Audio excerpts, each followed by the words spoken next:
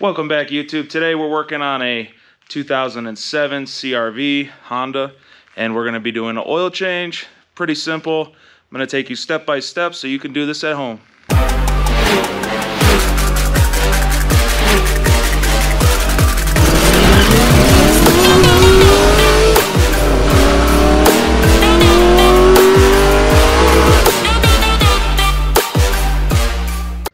Here's the filter we're using. I only use Wix, Mobil 1, or AMSOIL filters, but you use whatever you want.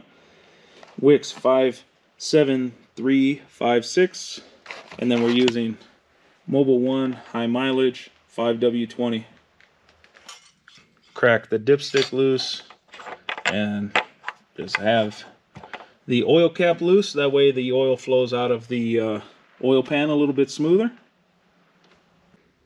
Jack up the car so you can get to the oil pan and the oil filter. On the back of the engine right here is the oil filter. Just grab a pair of pliers, oil filter pliers, and lefty loosey this thing right off the car.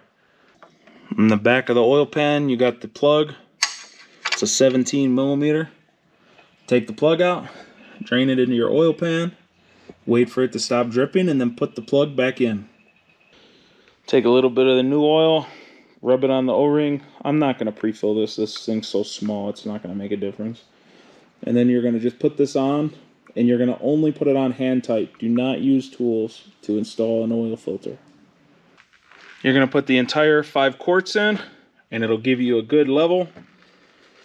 And if you feel like maybe your car is burning oil or something, just check it out once, like every Friday. Check your dipstick, take a picture of it with your cell phone, and compare it over time.